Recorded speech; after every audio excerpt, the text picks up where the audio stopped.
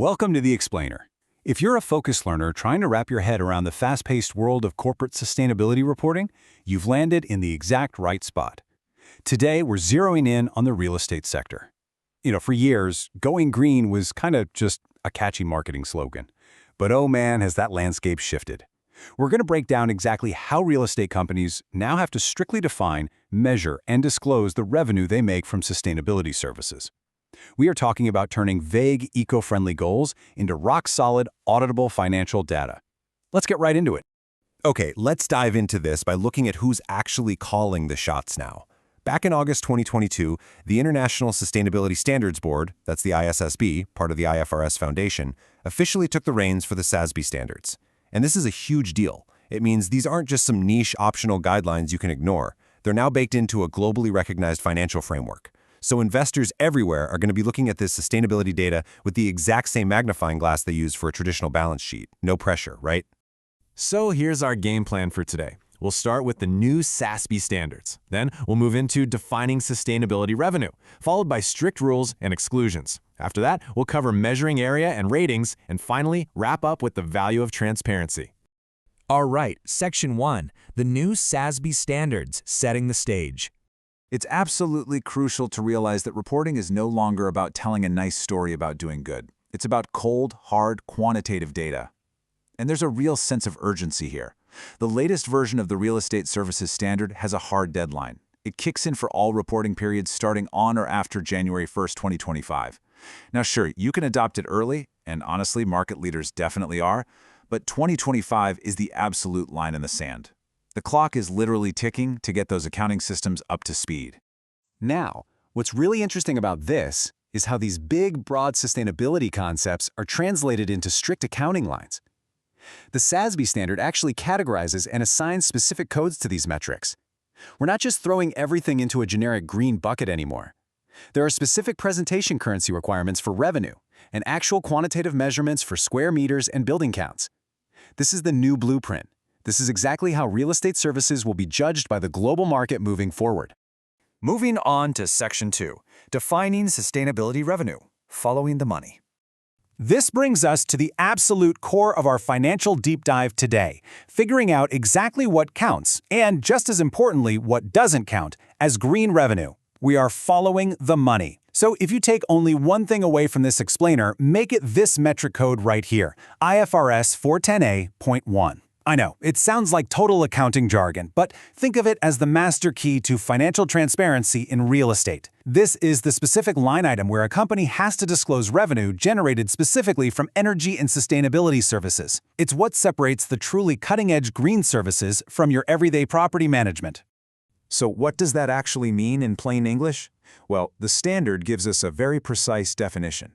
Energy and sustainability services are services provided to clients that are directly related to resource efficiency, like energy, water, and waste. It also covers utility data management, energy procurement, snagging those sustainability certifications, and even corporate sustainability consulting and training. Now pay close attention to the word directly. That wording isn't an accident. It's a firewall against greenwashing. You can't just slap a sustainable label on a revenue stream. It has to be tied to a service that measurably improves or tracks resource efficiency. To really ground this, the standard gives us some fantastic real-world examples of what property managers can legitimately claim as sustainability revenue. Installing submeters for performance monitoring? That counts. Benchmarking energy, water, and waste? Yep, that too. Advising a client on renewable energy procurement? Absolutely. Securing a LEED or ENERGY STAR certification, or doing a specialized sustainability-related building valuation, all of these ring the bell for the IFRS 410A.1 metric. For companies offering these specialized services, this is a massive opportunity to shine. Next up, Section 3, strict rules and exclusions, drawing the line. In accounting, figuring out what to leave out is usually just as important as what to put in, and the ISSB has drawn a very firm line in the sand here. So, the crucial point is this stark contrast. Yes, you absolutely include revenue from direct resource efficiency, data management, and certification services. But, and this is a big but, the standard explicitly excludes services that only improve sustainability in a minor, indirect, or ancillary way.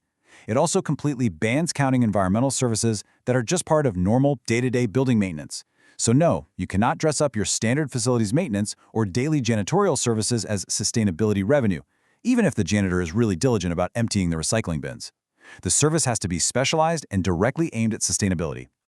All right, moving right along to Section 4, Measuring Area and Ratings, the Physical Assets.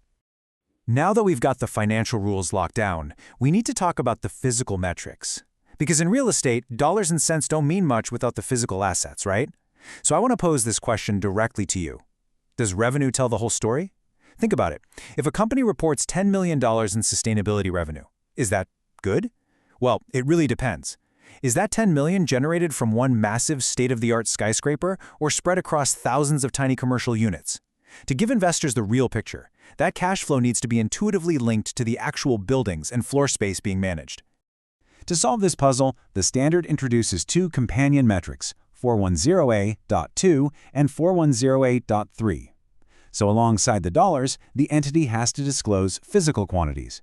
You've got to report the floor area, in square meters, and the total number of buildings provided with these services. You also need to track how many of those actually obtained an official energy rating. By requiring both the square meters and the building count, it normalizes the financial data. It lets investors accurately compare the sustainability footprint of a boutique firm against a massive global conglomerate. But wait, there's a bit of a catch here. You can't just claim every building you loosely manage. The standard relies heavily on a concept called operational control, and it pulls this straight from the 2018 GRESB reference guide. Basically, operational control means the real estate owner can actually introduce and implement operating, health and safety, or environmental policies. This is the linchpin of the whole thing.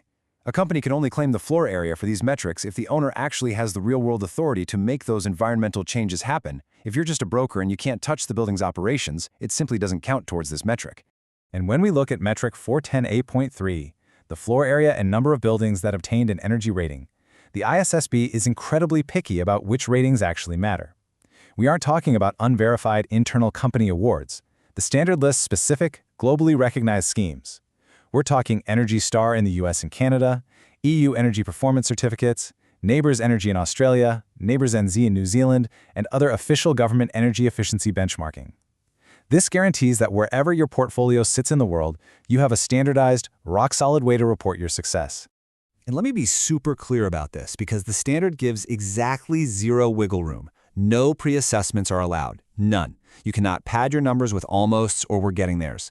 The rules dictate that only energy ratings officially awarded during or before the reporting period are valid. Pre-assessments, draft scores, unofficial pre-certifications, absolutely not. The rating must be effective and officially in the bag, period. Which brings us to our final section, Section 5, the value of transparency. Why this matters. Okay, we've waded through a lot of dense accounting rules today, so let's zoom out. Why go through all this trouble? Why does meticulously categorizing this revenue actually matter to the core business of real estate? Well, this brilliantly illustrates the real-world financial impact. Transparent ESG reporting isn't just about ticking a compliance box. It's a huge competitive advantage. First, it drives new, highly specialized revenue streams. Second, structuring leases that incentivize sustainability totally boosts tenant demand and client retention. Third, it visibly decreases operating costs for owners. And fourth, effective sustainability services directly pump up overall real estate asset values. It's proof that doing good is actually just really good for business. So, that leaves us with one final critical question to ask. Are you ready? The tools, the definitions, and the global standards are officially locked in under the IFRS Foundation. The line between marketing fluff and hardcore financial reporting has been drawn. Are you prepared to track and accurately disclose the true financial value of your real estate sustainability efforts before that January 1, 2025 deadline? Because the time to audit your portfolio and upgrade your accounting systems is right now. Thanks so much for hanging out with me on this explainer, and keep learning.